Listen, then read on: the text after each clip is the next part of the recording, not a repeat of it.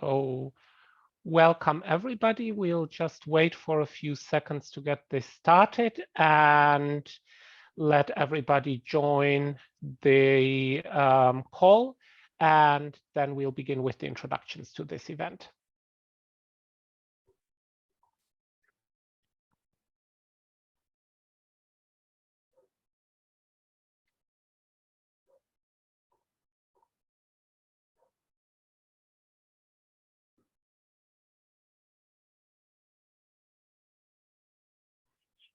Okay, I see the count there is increasing in the call. So let's wait a few more seconds and then we'll start.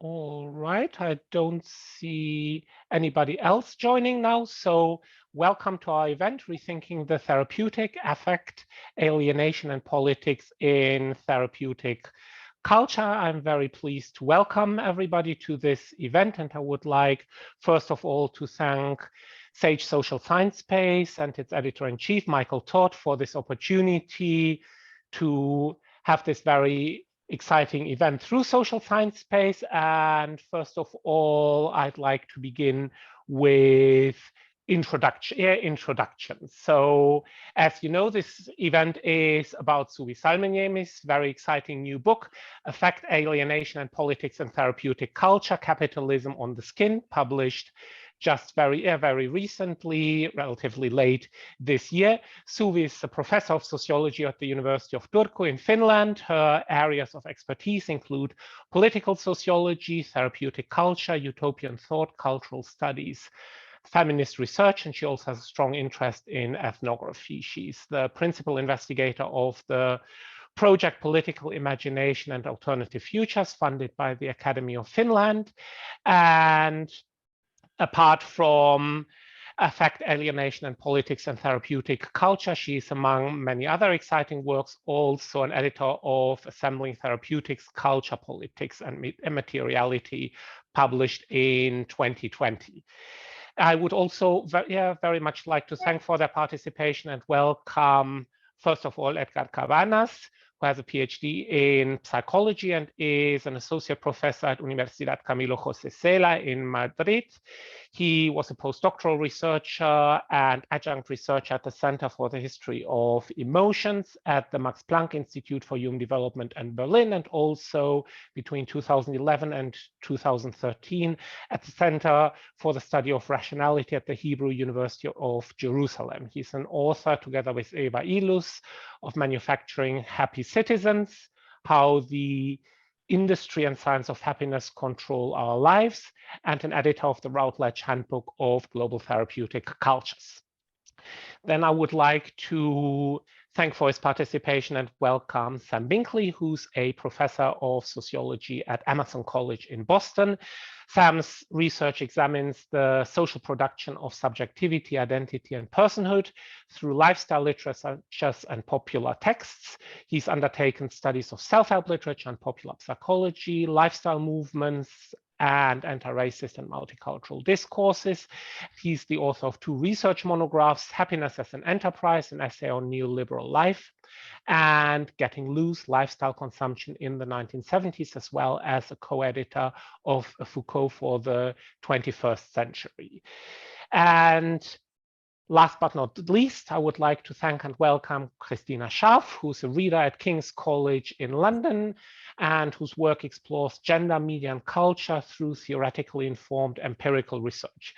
Christina has a long-standing interest in analyzing the interplay between gender, neoliberalism, and subjectivity, and she has published on the psychic life of neoliberalism. She's the author of 2 monographs, Gender, Subjectivity, and Cultural Work, The Classical Music Profession, and of Repudiating Feminism, Young Women in a Neoliberal World.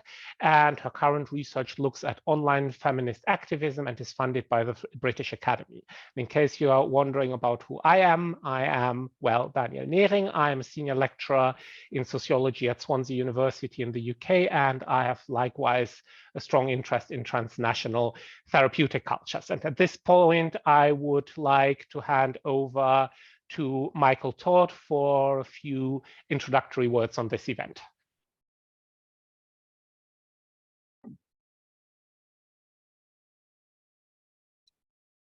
Thank you, Daniel. And as Daniel mentioned, my name is Michael Todd, and I'm the editor of Social Science Space, which is an online place for the social and behavioral science community to convene, and it's sponsored by the international academic publisher Sage Publishing.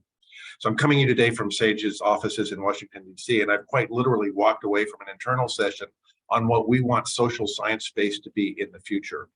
And through our articles and our bloggers, and Dr. Nehring has been a fixture at Social Science Space pretty much from its start, and definitely predates me, or our podcasts or our online events such as this one.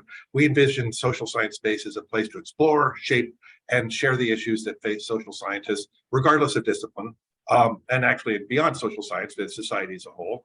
And that's one of the reasons that we're exceptionally pleased to be sponsoring this event, which is if I may be slightly less professional, it's super cool.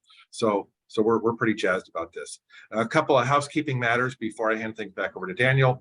The 90-minute webinar is being recorded, and the recording will reside at Social Science Space, where you'll be able to view it for free. It'll also reside on YouTube, and we will be sending out emails to registrants, including those that are not here today, to the link.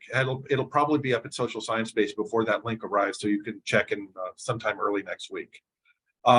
We do find that recordings of events see many times more visitors than we have joining us live, and that's been historically true. And in that vein, I do hope you'll share this recording with your colleagues and others interested in therapeutic culture. And with that, I say on with the show. Thank you very much, Michael. And now I'm very pleased to hand over to Suvi for an initial presentation and discussion of her book. So all over to you, and thank you very much. Hello, everyone, and thank you so much, Daniel and Social Science Space, for organizing this event. And thank you so much, my fellow panelists, Edgar, Sam, and Christina, for joining this event. It's such a pleasure to have this opportunity to discuss my book with you, and also thank you all the audience that are present in this webinar. I know that there is a tough competition for attention right now, since the Football World Cup is going on at the same time, so I really appreciate that you showed up in this event. Before our discussion, let me introduce my book to you shortly. This book has been in the making for a long time, for many years, and I'm actually really relieved to finally see it published this year. This book is based on ethnographic research on therapeutic culture. It draws on extensive fieldwork that I conducted in Finland over 5 years, more or less.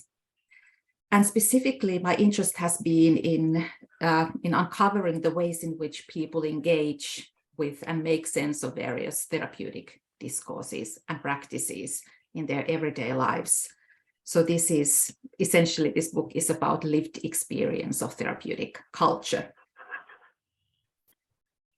When I first got interested in therapeutic culture, it was around 2007 to 2008. And at that time, there was still very little ethnographic work on therapeutic culture. And in fact, I think that's also more or less the case today. I mean, we have some excellent ethnographies, but the body of ethnographic literature on therapeutic culture is still fairly limited. I actually began my career on therapeutic culture, my research on therapeutic culture in Russia. So I studied self-help practices and the ways in which Russians were engaging with these newly emerging self-help technologies in a post-socialist society. So that was my first project on therapeutic culture, and I conducted that in 2000, something like 2007, 2008. And after that, I began my research for this book in Finland. During my ethnography, I collected interviews with people who were engaging with different types of therapeutic practices, men and women, coming from working class, middle class backgrounds of different ages. I also collected media materials and conducted participant observation. And for me, the sort of therapeutic field that I was interested in my study, it consists of kind of three broad areas. Firstly, self-help and self-improvement practices. Secondly, new spiritualities. And thirdly, complementary and alternative medicine. So these three areas overlap in many ways, but they are kind of united with a similar set of practices and beliefs and ideas that we can kind of map onto therapeutic culture broadly. So my fieldwork was informed by my interest in understanding the cultural logics of therapeutic culture from the inside, so to say. And I was curious to find out what people found meaningful and appealing in these practices and the role they played in their everyday lives. And I address the following questions in this book. Firstly, I ask, how do people engage with and experience therapeutic practices and knowledges? What do they do with them? I also study how people seek recognition, the practitioners, how they seek recognition for their practice and engagements. I also study how politics appears, how politics is practiced in the field of therapeutic culture. I also study the effects that are set in motion in therapeutic culture, and also the affects that therapeutic culture generates and circulates. And finally, I'm interested in understanding how therapeutic culture is articulated by gendered and classed relations of power. So this is broadly the field that this book maps. And the book is organized around 5 key concepts. And these concepts are politics, alienation, recognition, affect, and gender. And through these categories, I seek to unpack dynamics of therapeutic culture from different angles and the ways in which therapeutic culture is entangled with capitalism. And these key concepts, they emerged out of my fieldwork and out of my analysis process. So essentially, they kind of form my interpretation of what's going on in therapeutic culture, what therapeutic culture is and what it does, and sort of provide an interpretation of the essential aspects of therapeutic culture unfolding in my research materials. So I thought I'd like to give a short summary of the chapters that are included in this book and that are organized around these key concepts. And I begin this book with politics, and I explore articulations and practices of politics in the therapeutic field. And in dialogue with debates on the turmoil of political governance and the post-political condition, I trace in this book how therapeutic translates into political and the types of political engagements that the therapeutic field enables or forecloses. And I critically revisit the conventional wisdom of therapeutic culture as merely individualizing, neoliberalizing, and depoliticizing. And I demonstrate how therapeutic culture may also animate political contestation and critique and challenge the prevailing grammar of political conflict. I discuss 2 modalities of politics: collective mobilization through a political party and therapeutic practices as a form of personalized lifestyle politics, and suggest that together these 2 modalities of politics constitute a subaltern counterpublic that challenges the political economy of health and the erosion of democratic governance.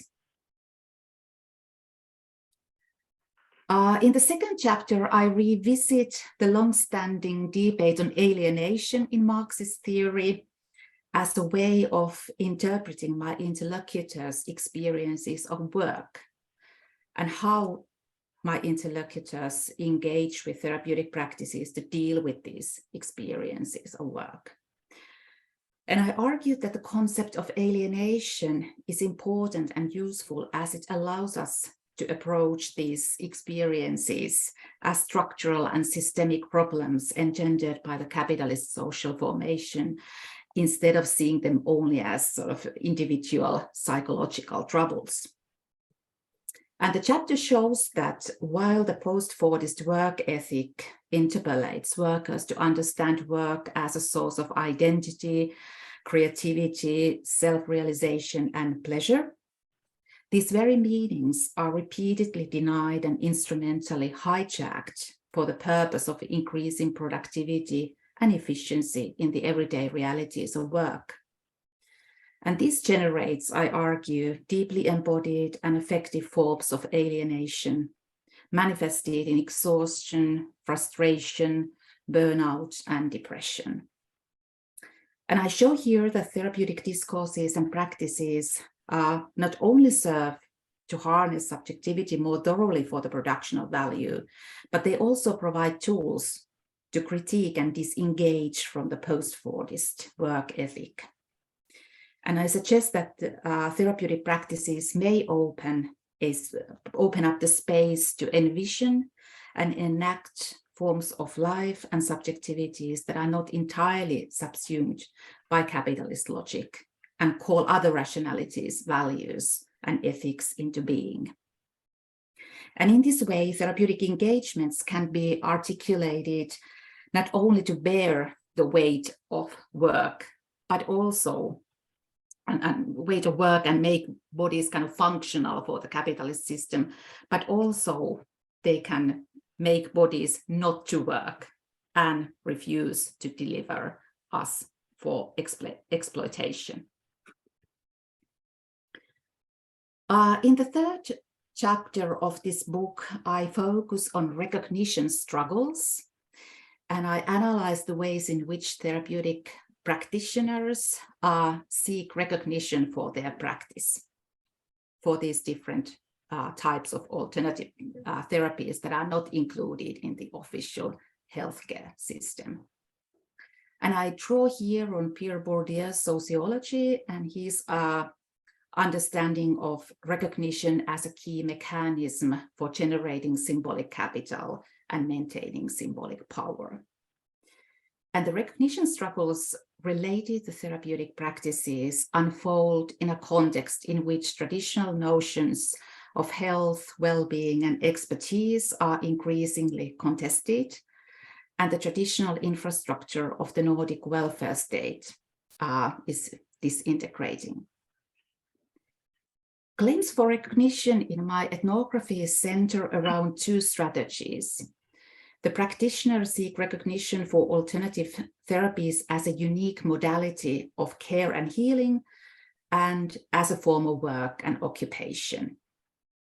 And the practitioners call into question the prevailing biomedical conceptions of health, expertise, and evidence that impede the inclusion of alternative therapies in the official healthcare system and position them as the other of biomedicine. I also explore affect and how affect is kind of entwined with power in one of the chapters of this book. And I think that affect is absolutely crucial for understanding the appeal and power of therapeutic culture. And I suggest that therapeutic engagements operate as an affect machine that orient bodies and subjectivities in particular ways. Drawing on recent discussion on affect in feminist and cultural theory, I trace how affects are solicited, performed, experienced, and regulated in therapeutic events. And although affect has been increasingly capitalized, instrumentalized, and commodified in contemporary capitalism, particularly in the happiness industry, My analysis shows that affect is not reducible to this logic, but it is fundamentally unpredictable and unruly, producing unexpected encounters and effects. So I trace the ways in which affective attachments and investments are created in therapeutic events. And I also sort of analyze the affective responses and attachments of my interlocutors and of myself as I participated in these events. So there is also this sort of auto-ethnographical aspect in this chapter. And I'm also interested in the materialities of therapeutic culture, that is how bodies, spaces, and objects come together in therapeutic events to enable and sort of discourage particular types of attachments or relationships. And in the end, I also discuss the so-called dark side of therapeutic culture and show that therapeutic culture gives rise not only to these empowering and sort of positive affective experiences, but also to a host of painful, alienating, and disconcerting experiences. And I conclude the book with a chapter on politics of gender. And in this chapter, I discuss women's experiences of and encounters with therapeutic culture and explore what they find meaningful in therapeutic engagements and how they make sense of and seek to transform gender relations within therapeutic culture. And I suggest that the therapeutic field provides women with the space for cultural critique of gender. And contemporary capitalist society is seen as subjecting women to masculine values and denying vulnerability, while long-standing gendered socialization practices are seen as cultivating women as good girls who sacrifice themselves for others and end up reproducing detrimental gendered relations.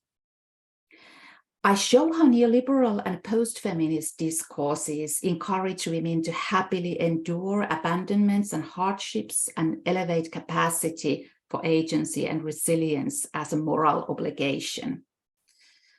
So I argue that the therapeutic field offers women a site in which to take issue with these discourses and voice vulnerability, exhaustion, and a sense of failure and loss. And I suggest that while not often explicitly feminist, many therapeutic practices actually draw on second wave feminist thought and techniques in articulating and working on gendered experiences and grievances. And I conclude the chapter by suggesting that in therapeutic engagements, personal and social transformations are kind of enmeshed in complex ways. And although these engagements tend to privilege individualized strategies for self-change, they also open up space to collectively make sense of and contest gendered power and forge solidarity among women. So to conclude, I suggest that these experiences and articulations that I have just outlined, I think they open up a productive lens through which to understand and theorize the affective and psychic life of capitalism. That is how capitalism is lived out, felt, and experienced on the skin. The metaphor of capitalism on the skin that appears in the title of my book, it helps to capture such experiential and embodied registers, which are easily obscured in the macro level analysis of capitalism, but that are, I think, significant if we want to understand how capitalism shapes and regulates subjectivities and lives in our current political conjunction. So capitalism on the skin appears in this book as rubbing up the wrong way, to paraphrase feminist thinker Sara Ahmed. It's something that causes itching, exhaustion, frustration, pain, and snapping. However, it does not give rise only to such registers of suffering, but also to critiques of and resistance to being constantly wrapped up against the world the wrong way, and to movement towards alternative and less damaging modes of being in the world. So that was my introduction to the book, and thank you all, and I think we can move on to the discussion now. Thank you, Suvi, for this fairly comprehensive introduction to the very rich argument of your book. And with this, I would indeed like to begin our panel discussion. And I thought that perhaps a useful question to start this might be to the panelists: where do you see the book's most important, most original contributions, theoretically, empirically, and I think also very importantly, methodologically? So perhaps we could begin by reflecting on this question.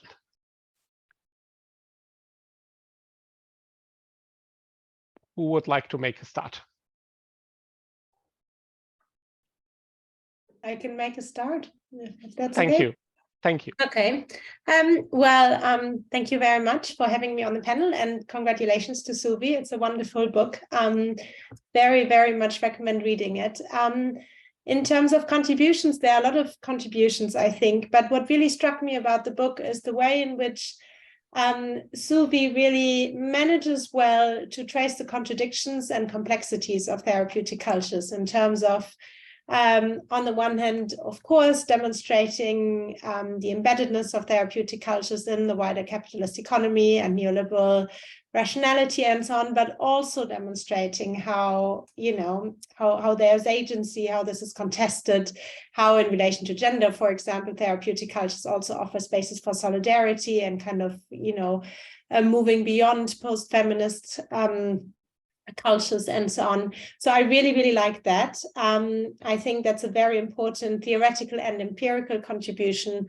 Empirically, I would also point out to the very detailed ethnographic work that I think really adds something quite significant, and the ways in which the book traces individual voices, but also different spaces, the very thick descriptions that the book offers, which I really enjoyed reading.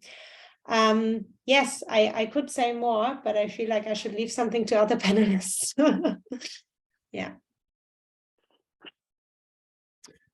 I can comment.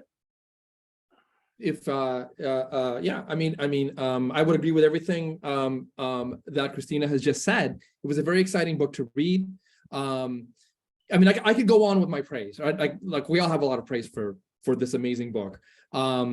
And yes, there's different kinds of commentary, different kinds of criticism. You've probably been through the editorial process of reading peer-reviewed comments on the question, is this a viable text? I mean, is the book done? And so my immediate response, yes. If I were asked to review this book, I would say this is a very complete and very necessary book. I mean, it really does take a perspective on the question of therapeutic culture that I think maybe is overdue, in that we have spent a long time theorizing the dissemination of therapeutic culture structurally and on a macro level.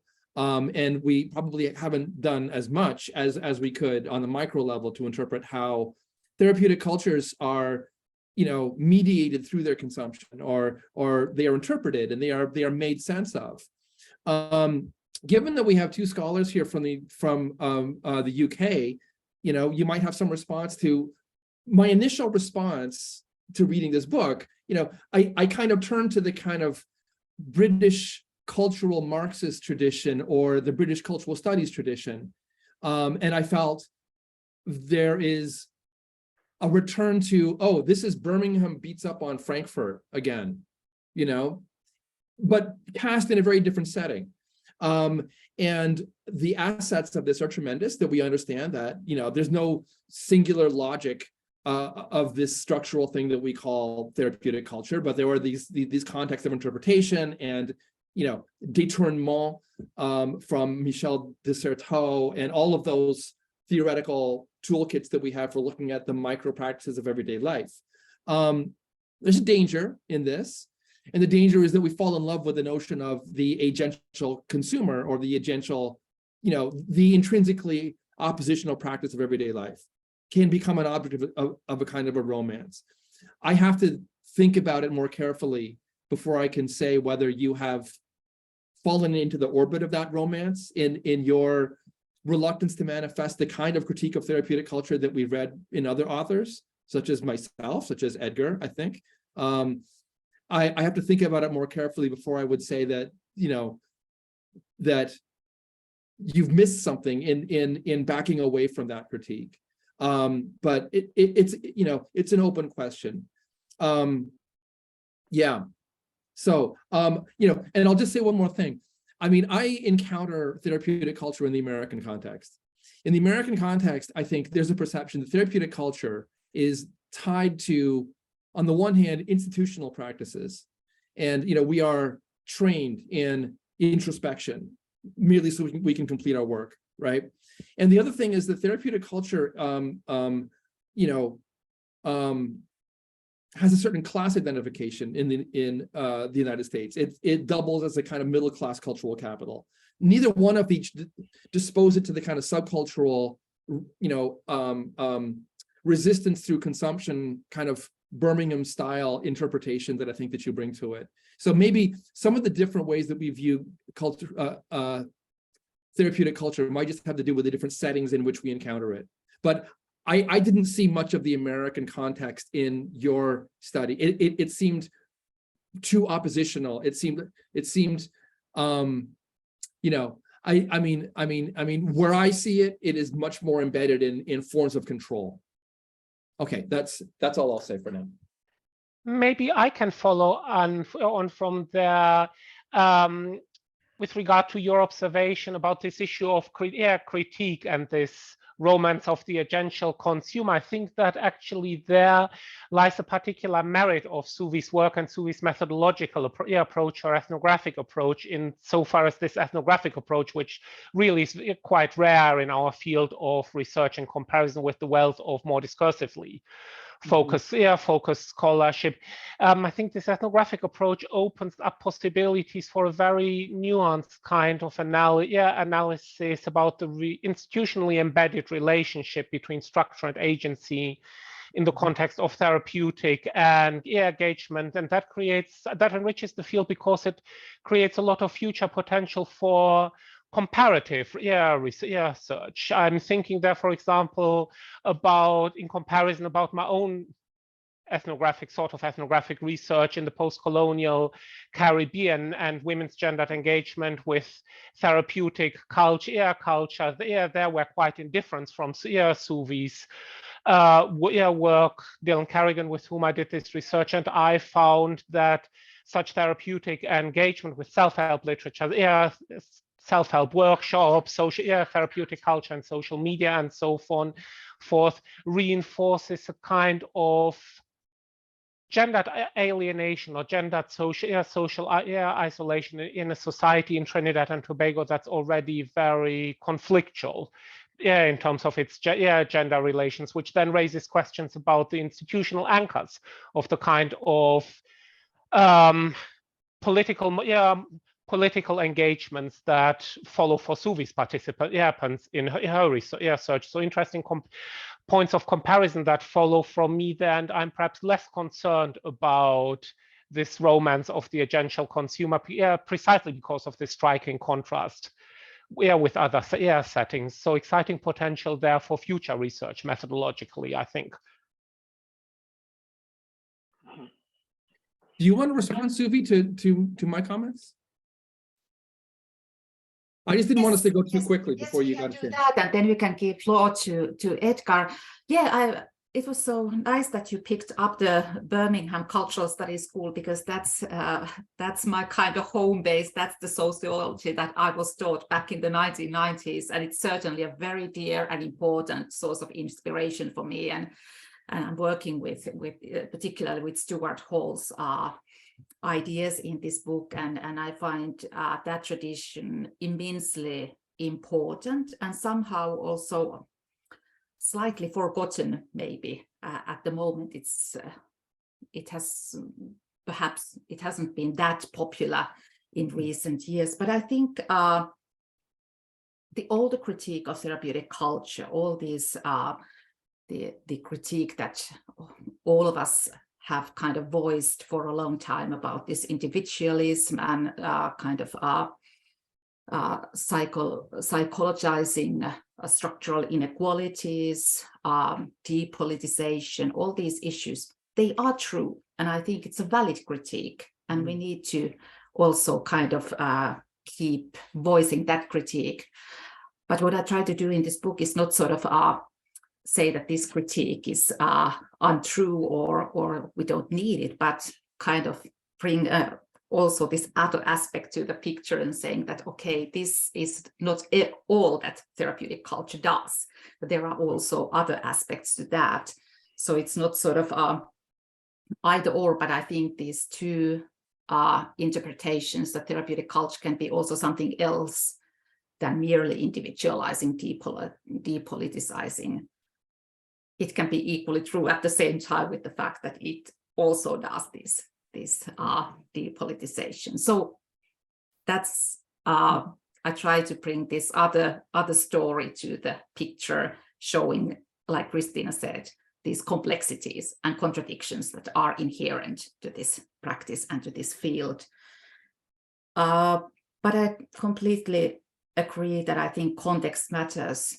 We need to look at therapeutic culture in a context, and it gains different meanings in different contexts. And what Daniel pointed out about the need to do comparative research and see how this therapeutic discourse plays out in different contexts, I think it's highly important, because certainly, let's say, American society is in many ways very different from Nordic welfare states.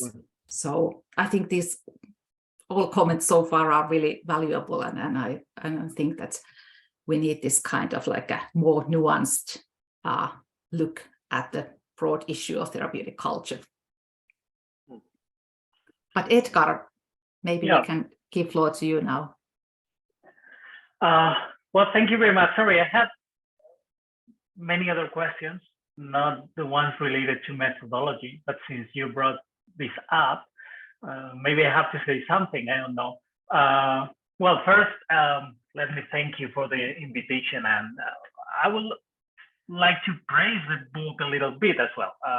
I already told Suvi, and I told her that I think that book is magnificent. I mean, it's an enjoyable book, a well-documented book, a well-written book, and I think that every student of sociology, psychology, cultural studies should read it.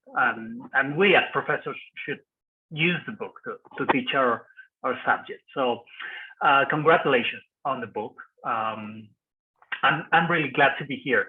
About methodology, just to be quick about it, I agree with what Daniel said about the need to conduct cross-cultural research. I mean, I think that that your questions are begging cross-cultural research. They need it.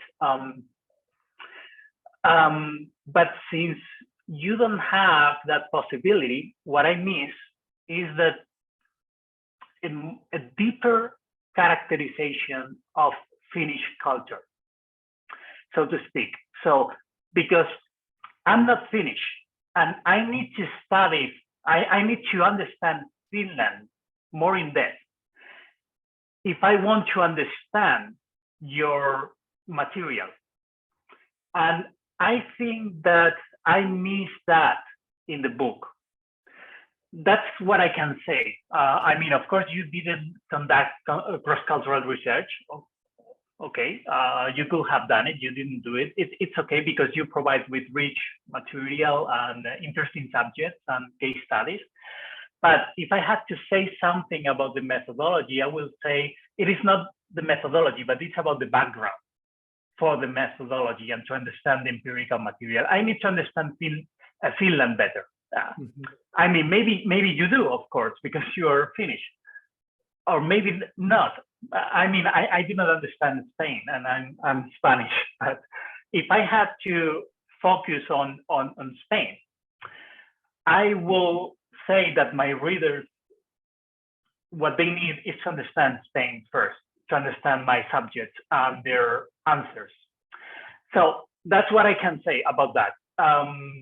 Next time, maybe just to make more emphasis on the background, because that will be very helpful for us all to because you said the context is important, right? I'm missing the context here in the book. May I briefly follow on from there? Sure. So another way to twist Edgar's point is, I think that alongside the kind of ethnographic research that you so richly develop in your book, and alongside giving this a kind of comparative, these kind of case studies, a comparative dimension, I think it's also quite crucial to historicize therapeutic cultures and their particular trajectories, both transnationally and in particular locales. And that brings us back, I think, to Edgar's point about what is it that makes it work in this particular way in therapeutic engagements among the communities that you looked at, in great difference, for example, from the communities that Dylan Carrigan and I looked at in Trinidad and Tobago, and in difference from what Sam mentioned about American middle class people and so forth. Maybe you have a little bit to say about this historical trajectory and specificities of therapeutic culture in Finland? That's a really good point. And if I ever end up writing another book on therapeutic culture, I will certainly keep this in mind and try to provide a fuller context for the Finnish society. Yeah, that might be actually the case when you do ethnography in your own country. So you don't necessarily kind of see the need to expand the sort of context for your readers. I'm thinking when I was doing research in Russia, it was something that I really was very conscious all the time in a different way, because you're doing ethnography in a culture that is not your own. But of course, context is also something else than just the national context, but there are also other kind of cultural context, or let's say the context of work, or the context of health and other sort of context within this book. But yeah, certainly this historical trajectory is also very important. And just maybe to briefly say something about it, in Finland, I think we are slightly latecomers when it comes to this sort of commodified self-help. It only entered in more significant scale in Finland in the 1990s. And I think what we've really seen during the the past decades, is this really explosion of therapeutic culture. Now it's everywhere. But still, it's something that people don't necessarily kind of they don't know what to make of it. I just had delivered a lecture to my students about therapeutic culture, and I asked them at the beginning of the lecture that, have you ever come across with this term therapeutic culture? And none of them had heard about it before. And then after the lecture, one of the students said that, it's such a wonderful thing to get a name for this phenomenon that I've been kind of observing, but I didn't know really what it was all about. So in a sense, it's very commonplace and it's everywhere, but it's a recent phenomenon in Finland historically. If you think that it's only in the 1990s that this kind of commercialized self-help industry kind of began more rapidly developing. And I think during the past two decades, the development has been really rapid in terms of this therapeutic culture to become an industry in Finland that everybody practically encounters in one way or another in their daily lives through the television or women's magazines and self-help books and so on.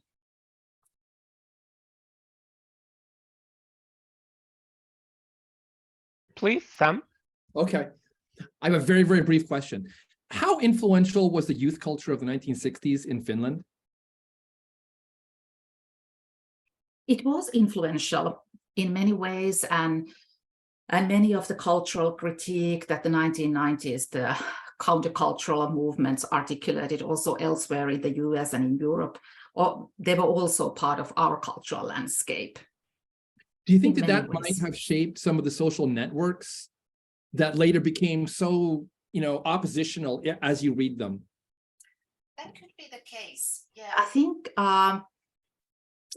certainly, let's say some aspects of New Age culture emerged already in the 1960s. But I think these countercultural movements, although they were visible, they were to some extent marginalized in the course of the 1970s, because in Finland, the kind of countercultural and the Marxist movement became very Stalinistic in a sense during the 1970s. So the kind of leftist movements were very much pro the Soviet Union. So I think this kind of development also took space away from some other kind of cultural currents that were actually part of the countercultural movement in the 1960s.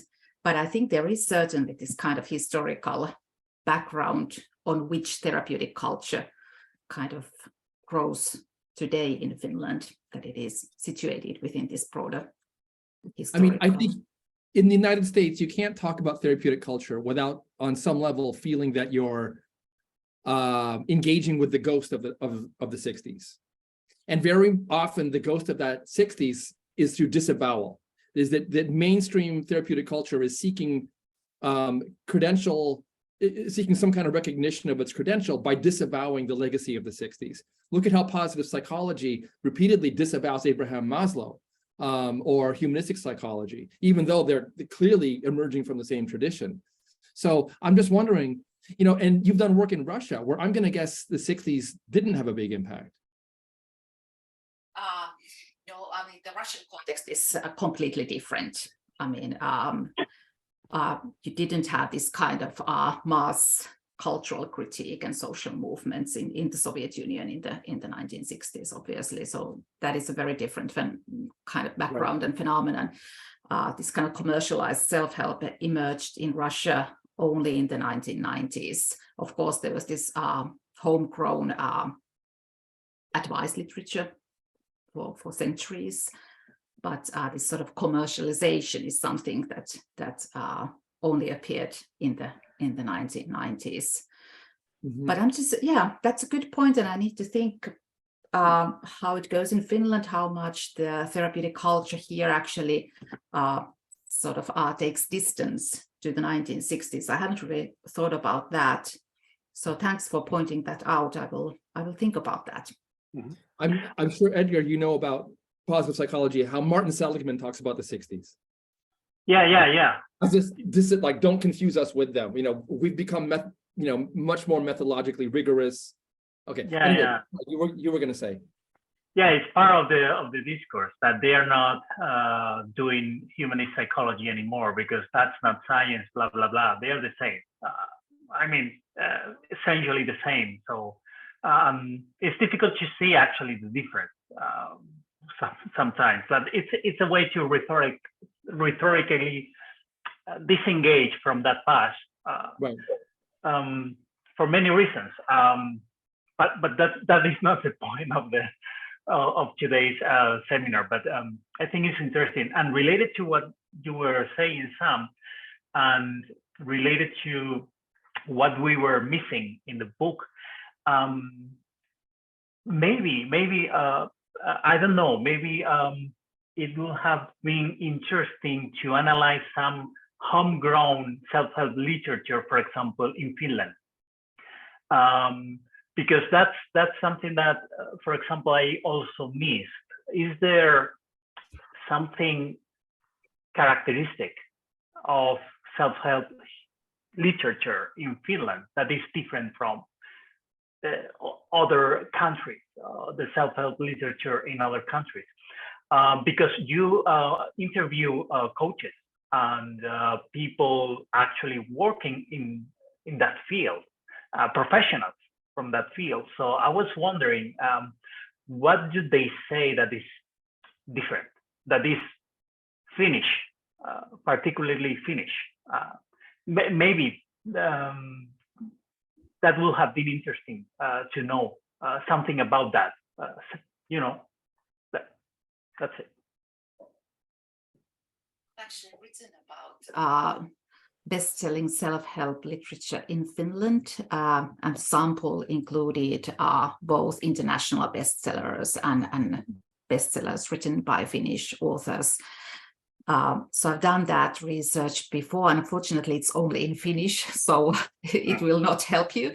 But one of the, broadly speaking, I think there are not that big differences between Finnish and kind of international bestsellers. I think the differences come more from the particular genres within this broader genre of self-help literature, that there are these different kind of sub-genres, and there are differences. Obviously, the whole phenomenon of self-help is so huge that there are many different types of books. But one of the things that is different when we compare international bestsellers and those written by Finnish and Nordic authors is that the Nordic authors talk a lot about the welfare state also in self-help literature. So the welfare state structures are always there, also in self-help literature. So it's not so individualist in the sense that the individual is always embedded in the welfare state structures. Some of the books critique this, some of the books endorse this, but nevertheless, it is this kind of understanding of the individual, always kind of contextualized within the welfare state structures, that is somehow distinctive in the Nordic bestsellers. Well, that is actually very interesting. I would love to read that in English if possible. But I will. I think it's a real difference, and that's also why it makes the Finnish case, I think, that different from other contexts or countries. I think that the welfare state is something very important. Actually, you have this subject that quits his or her job because of the, she's suffering from burnout. She's tired, exhausted, and so on, and she quits the job because she wants to pursue something different. And I was wondering, that is not possible for every people, but first because you have to be able to afford it to quit your job. That's a reality. Maybe if you have a welfare state that supports you when you quit your job, that makes a real difference. So that's something that you can afford, that you can do, and I don't think that will apply that easily. I don't know. Maybe in the US, I don't think that's very easy thing to do. But in Spain, for example, it will be something really hard to think about, to quit your job. Maybe you look for a different kind of job, or with less responsibility, less pressure, but with a lower salary. But you cannot quit your job unless you have a lot of money to do that. May I follow on from there? Sure. There's also another dimension to the point that or further dimension rather, to the point that Edgar just raised, and that's about the way in which the people that promote therapeutic culture, that people that promote therapeutic engagements, whom in other contexts I've described as therapeutic entrepreneurs, because of their distinctively commercial mode of entering public life with their discourses, do that in Finland, the question there being, if you have the welfare state, why do you need these people, and why do you need their arguments, and why do their arguments still become bestsellers? So to put this another way around, what I have argued based on the societies in which I have looked at therapeutic culture is that in part those narratives are so successful, and the people who promote them are so successful in this distinctively commercial entrepreneurial manner, because they provide individualized solutions at the gap of what the welfare state can't do, if there is even a welfare state in societies like Trinidad and Tobago or China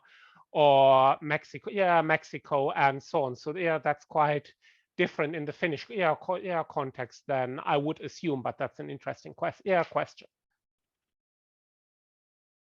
If that makes sense. Yeah, certainly it makes sense.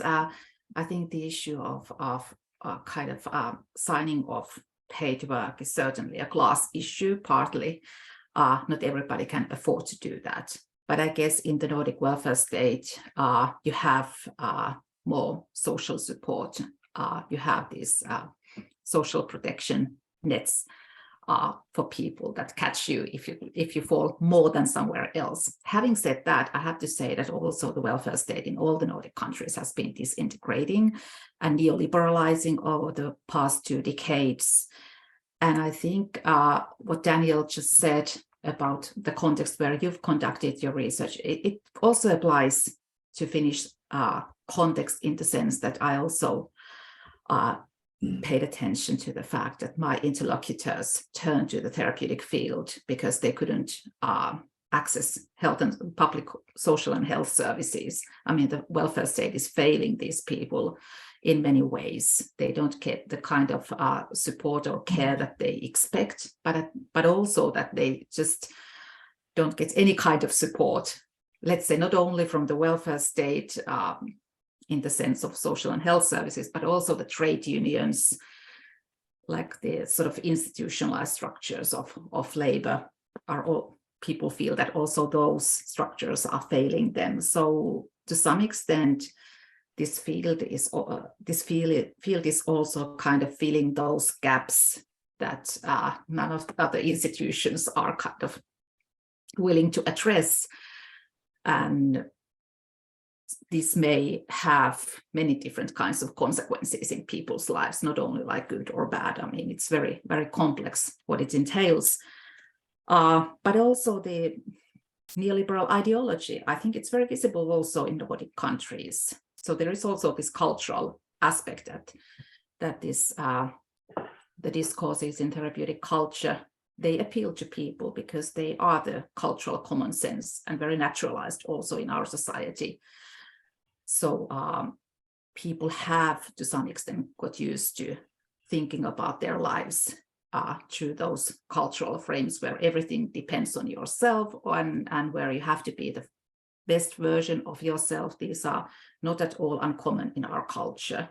So this is also the case in Finland. So there are, again, these like many different layers present at the same time, and many different sort of cultural traditions and historical layers within therapeutic culture and people's everyday lives.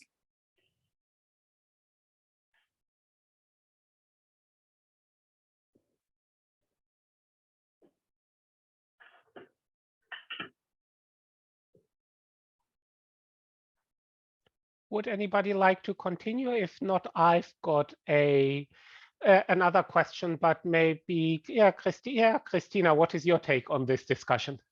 Yeah, really interesting. I mean, looking at my affective response, it's somehow the focus on Finland, or the quest to focus a bit more on Finland, rubbed me the wrong way a bit, because I didn't read the book like that. I felt it actually provided sufficient context for me, but it also rubbed me the wrong way, maybe because I encounter this a lot in my research, that Germany needs to be contextualized and is othered, but Anglo-American contexts aren't necessarily. And that really bugs me, because I think it bespeaks the dominance of Anglo-American culture and academic research, which we are probably all familiar with. you know, and of course it's also enabling. I mean, we can all do this panel together, you know, because we speak English and so on, but obviously it also gives rise to a range of exclusions.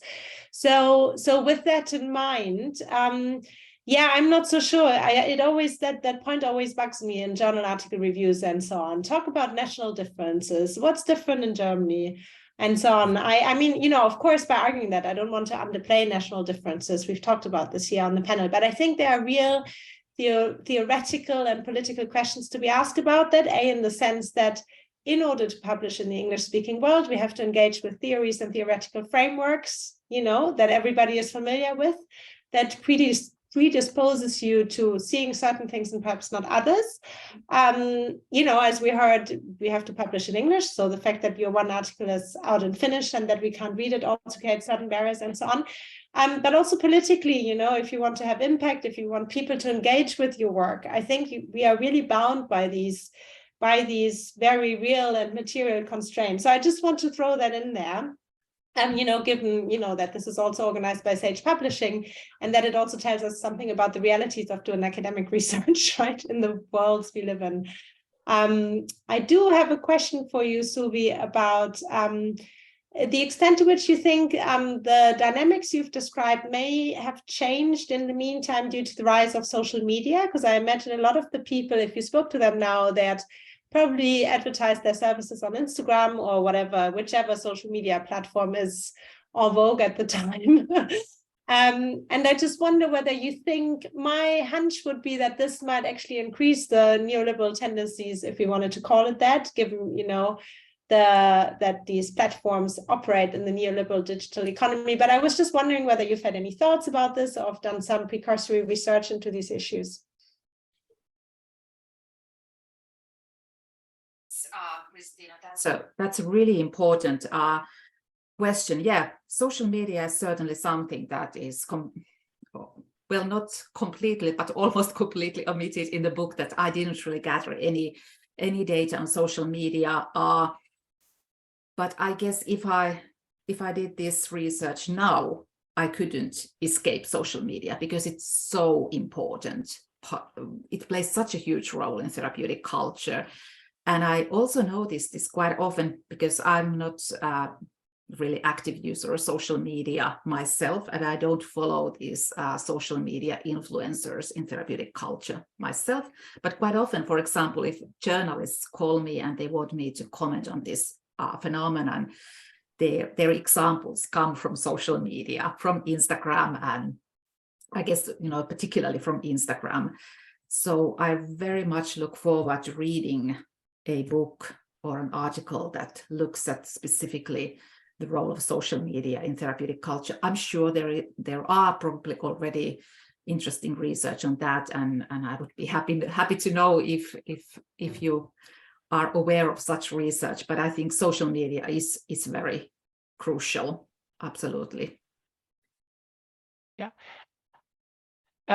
May I follow on from there on Christina's first point? Yeah, first point about the politics of publishing in our field of research, which I think is very, very important, and which struck me as very interesting, because when I made those points about historicization and context, I had thought it precisely the other way around. So when I started in this field of research, search.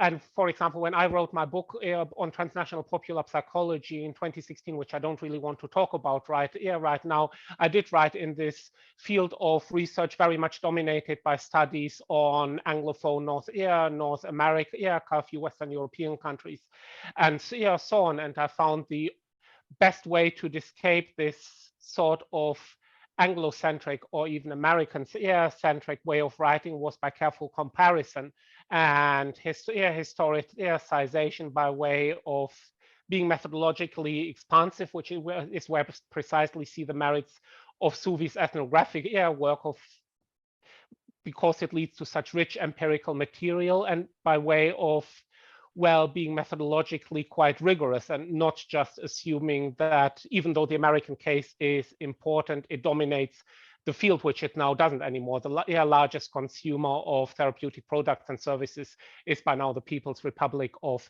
China. So I had this argument about historicization and context exactly the other way around from you, Christina. So that strikes me a very interesting point of discussion, and maybe we could talk about that a little bit more.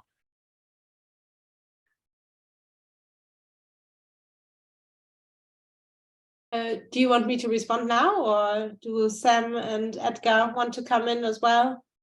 Don't know.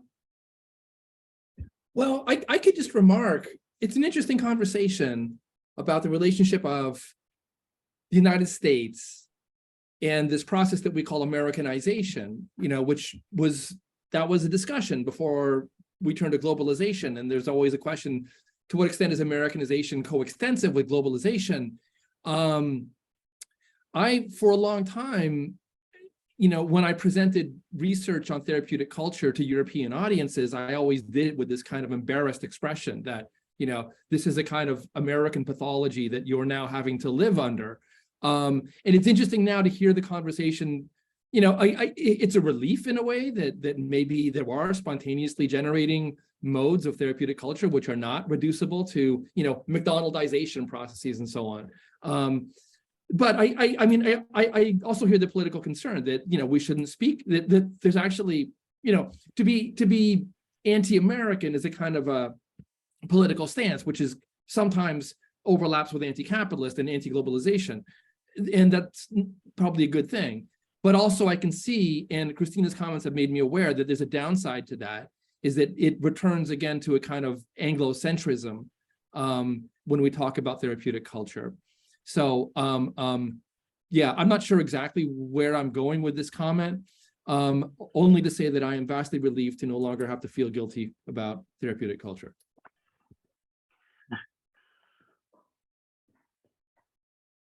Yeah, maybe, I don't know, Edgar, whether you want to come in afterwards. Maybe, Daniel, just to respond to your comment, yes, I absolutely think it can go both ways, right? I mean, you can explore a range of cultures to highlight cultural specificity, and thereby in turn also highlight the cultural specificity of Anglo-American cultures, or particularly US culture. I think my comment was more specifically in the realms of publishing and the political and material constraints we are under, how this might often work, in the sense that I think it can work in a way in which it others non-US or non-Anglo cultures, but doesn't use the same critical contextualizing gaze on those cultures. Do you see what I mean? And in turn then, yeah, continues these processes of othering. I think that was more my point, but you can absolutely do research that does that in the way it sounds like you have done, that turns the gaze back onto Western cultures. And it's really interesting to hear that the biggest market of self-help or therapeutic cultures is now in the People's Republic of China. I didn't know that, but I guess intuitively it makes sense immediately. Yeah.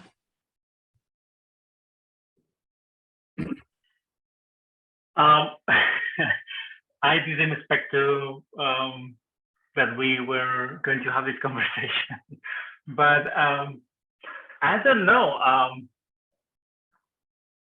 I mean, when we talk about the therapeutic culture, I mean, historically, we have to refer to North America and the evolution of all these ideas in North America in the 19th and 20th century. That's necessary. I mean, all the roots of all that ideas come from North America. I mean, that's a given. It's a given. I will say that that's an historical fact. And historians studying therapeutic culture always refer to the 19th and 20th century North America to understand that. They never go to other countries. Of course, they are interested on how it spread from there to other countries, to what extent, different ways of appropriating these kind of messages and so on. But I think that the individualistic roots of that discourse, for example, come from there. Some ideas related to the power of the mind over the body come from there. The ideas that attitudes are always, more important than, the way you see things is more important than reality itself, that you can shape reality with attitudes, thoughts, emotions, and so on. Has a clear historical roots in many discourses coming from North America. So we are dealing with a very North American Anglo-Saxon kind of material when we talk about therapeutic culture. That's something that we cannot, I don't think that we shouldn't miss. The important thing is, for example, how that is spread to other countries, how other people appropriated from that kind of discourses. It is always surprising to me that I do not find many differences. That's some of my points here.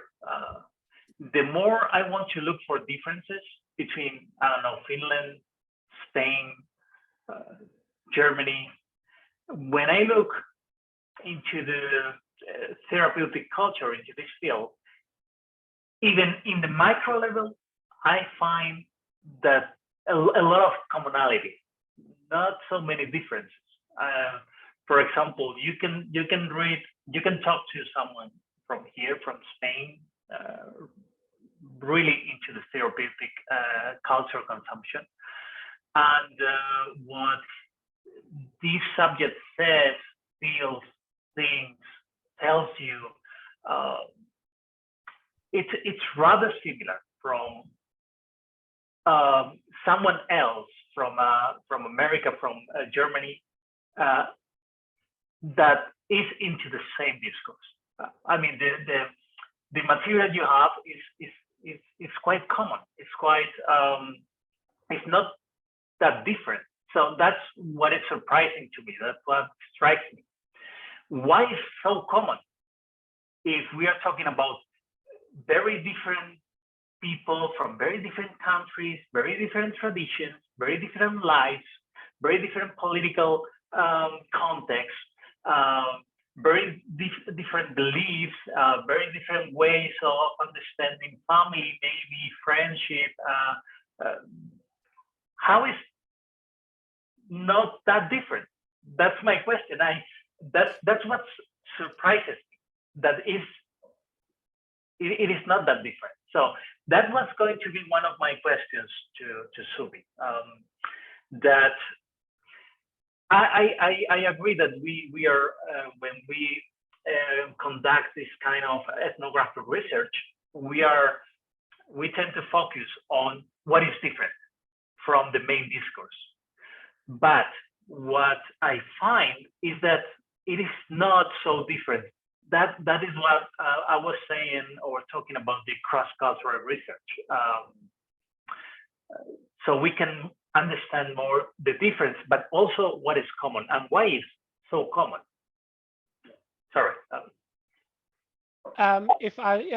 Before I hand over to Suvi, to respond to Edgar's point, might briefly respond to that. I think there are two questions that follow from what you just said, Edgar, and about this not being different, there not being this difference. Yes. One is, I think, a theoretical question about globalization and how globalization changes. So are we today still with George Ritzer and his point about globalization as Americanization, as McDonaldization as in the 1980s, 1990s? Or are we in a much more heterogeneous, conflictual, multipolar world where other models of globalization, in terms of a process of sometimes again very conflictual hybridization, would better serve to explain globalization? The other point is again an empirical point. I don't contest what you say about things perhaps not being so different in, say, Spain, or not so different in the in the UK, but that is again for very specific institutional reasons that one can pinpoint and then that one can explain sociologically. If I look to Trinidad and Tobago, if I look to China, say if I look to Confucian self-help in China, that is very, very different indeed, and that is almost unrecognizable from American self-help, even though the models of marketing it, promoting it through social media may be very similar. The content of the narratives is not, which brings me, I guess, back to Suvi's argument about Finland and what's different and specific and what's part of broader transnational trends there. Sam,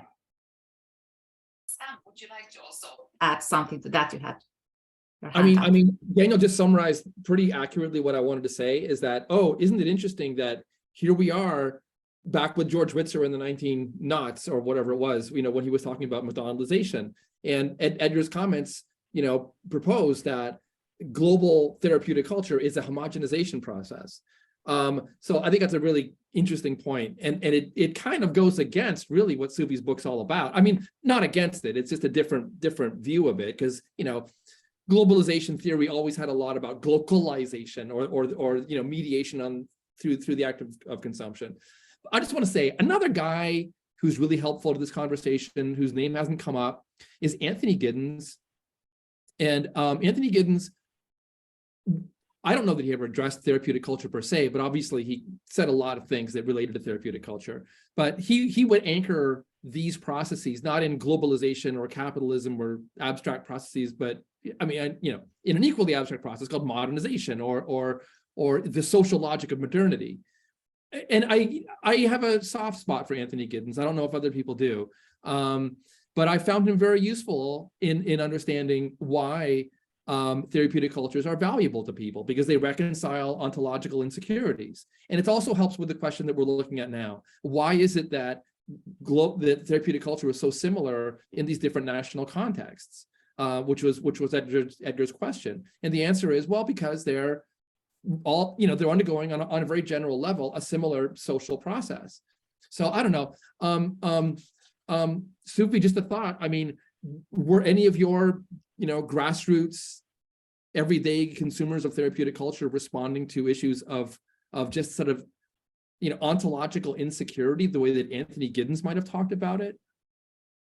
Before you respond there, Suvi, just in the spirit of timekeeping, maybe you would like to respond to this and then make a final comment about our current strand of discussion before we move on to the audience questions, seeing that we've got almost exactly 10 minutes left to this event.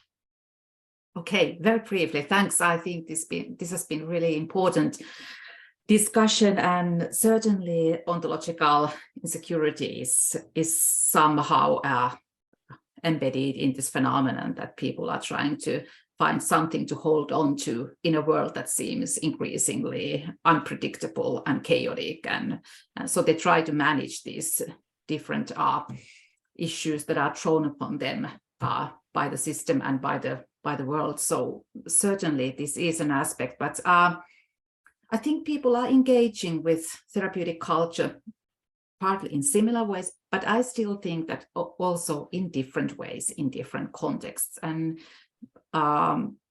if it seemed to Edgar that you could recognize these discourses in my book and the ways in which people engage with therapeutic culture, yeah, certainly I can understand that people may think with this discourse and sort of identify with it in the same way. But I still think that I'm slightly uncomfortable with the idea of homogenization or the things being the same everywhere. So I guess there is really the value of looking at things in the context, and again, I mean, these articulations may differ depending on class, race, gender. So those are also obviously here, not only the national context. But I haven't really traced in my book where ideas come from. I haven't been interested in kind of identifying whether this comes from the US or whether this comes from the Asian Buddhist practice. I think it's very difficult to somehow kind of pinpoint where ideas come from. And I work with the theory of articulation, and I work with theory of assemblage. And then I think it's sort of interesting, rather than trying to understand or trace where things come from originally. So try to see how they come together in a specific context and how they articulate with each other, and what they do, what kind of things they set into motion when they come together. And that's the way I kind of approach therapeutic culture in this book. Thank you very much. Thank you to all the panelists. And now we move on to the question and answer part of this event. And I will take the questions in the order in which they were submitted. So let me read out the first question. What is the meaning given to the word affect in the context of this book? For example, is it feeling, emotion?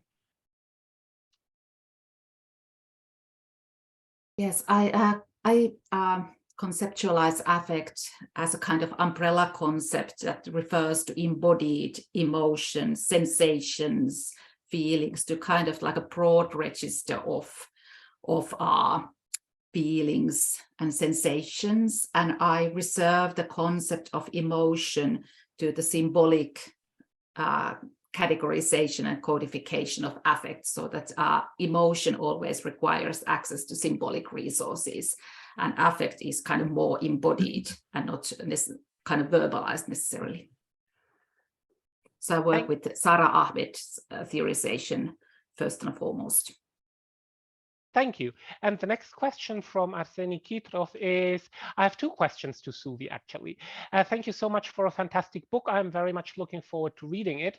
First of all, do you include psychotherapy and psychoanalysis in the concept of therapeutic culture? And second, can you please expand a little more on the differences and similarities between the therapeutic cultures in Russia and in Finland? In brackets, I understand that you carried out your research in these two spaces at different moments. Thank you so much.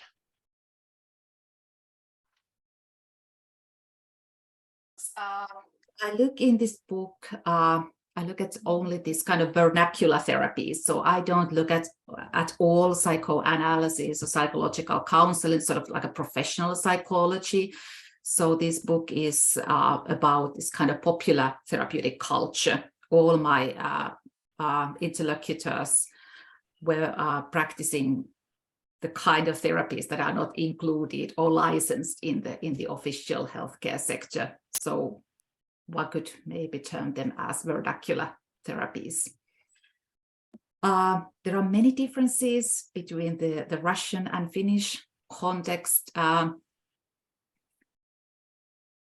guess one of the issues I could very briefly here take up is the fact that, of course, the collapse of the Soviet Union entailed a very intensive and deeply felt ideological rupture. So my Russian readers, they were driven by the need to find new moral and ideological orientations in life. So they were reading these books in order to understand how to live in the new society, how to understand the new social order, how to understand the rule of the games in the newly emerging capitalist society. So they were in many ways dealing with the social transformation and then the complete kind of change of the rules that followed that.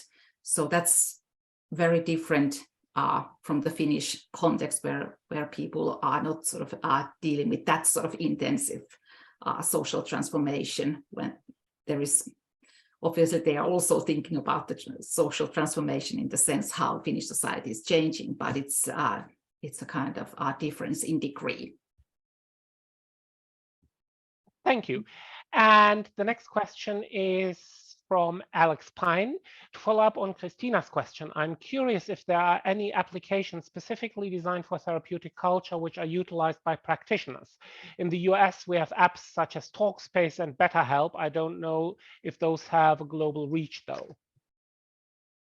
I think there are several applications designed for this kind of everyday self-care, and those are very popular nowadays. And there's a whole literature on self-tracking that might be actually related to this. I mean, how how people are using different kinds of applications and technologies in taking care of themselves, and sort of I think many of these apps are also kind of manifesting these ideas that are central to therapeutic culture.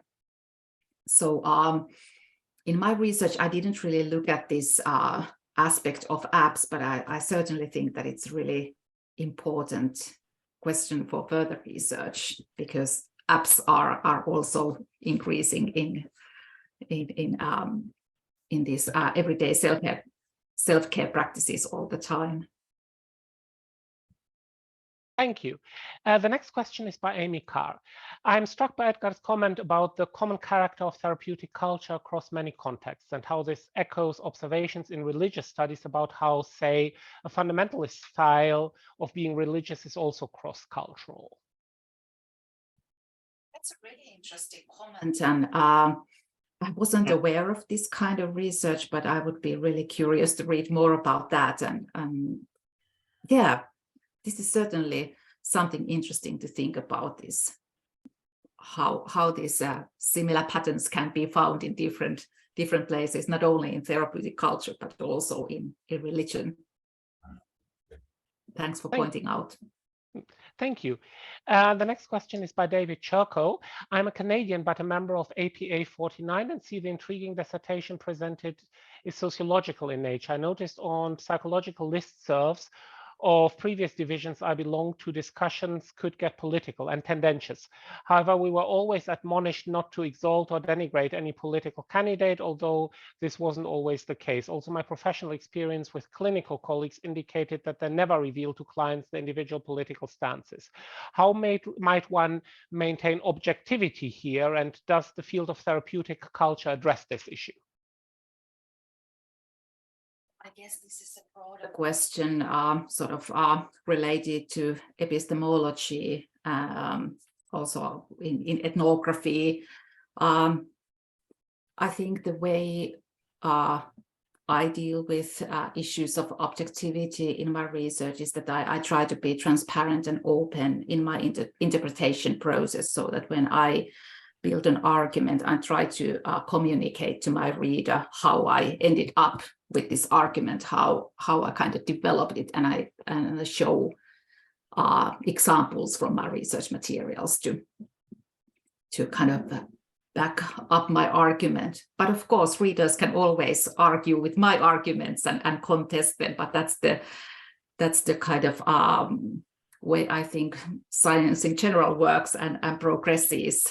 But also being open about my own positionality and kind of